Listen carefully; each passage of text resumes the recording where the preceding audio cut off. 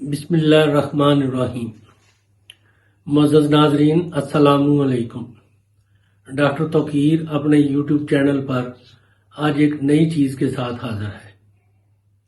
आज एक तिला के बारे में बयान कर रहा हूं, जिसके इस्तेमाल से गलत कारियों से, तबाहशुदा पट्ठों और कसरत जमा से थके हुए अज़ा में बिजली की लहर दौड़ जाती है और पहले ही लेप से इतना तनाव होता है कि रुकना मुश्किल हो जाता है।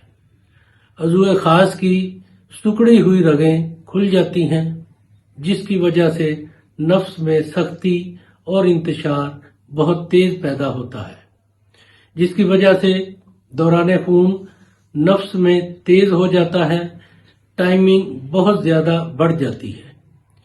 नाजरीन, इससे पहले कि मैं ये नुस्खा बयान करूं, आप मेरा चैनल सब्सक्राइब कर लें और बेल आइकॉन को प्रेस करें ताकि मेरी हर नई आने वाली वीडियो का नोटिफिकेशन आप तक बआसानी पहुंचता रहे। ये नुस्खा है चतरा की जड़, जिसे पंसारियों के हाथ से खरीद कर चूर्नों में डालते हैं।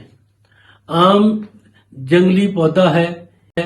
इसकी टहनियों के अगले हिस्से पर कांटेदार जौ की शक्ल के दानों पर सफेद फूल आता है। इसकी ताजा जड़ लें और उसको अर्के सौंफ के साथ सल पत्थर पर घिसें, यानी इसको अच्छी तरह रगड़ें कि ये बिल्कुल मुलायम और गाढ़ा समाद बन जाए।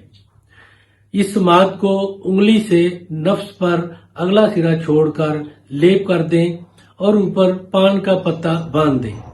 हर 24 घंटे के बाद दूसरा लेप ताजा बनाकर चाहिए।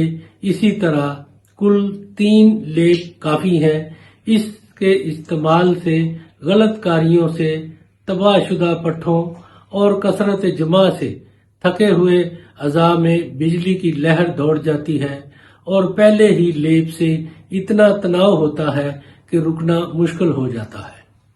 जब बराबर 3 लेप 3 दिन में मुकम्मल हो चुके हों तो फिर लेप वाली जगह पर 100 दफा गाय का धोया हुआ मक्खन लगाएं और 3 दिन में आराम हो जाएगा। यानी जहां पे लेप किया होता है वहां पे छोटे छोटे दाने निकल आते हैं।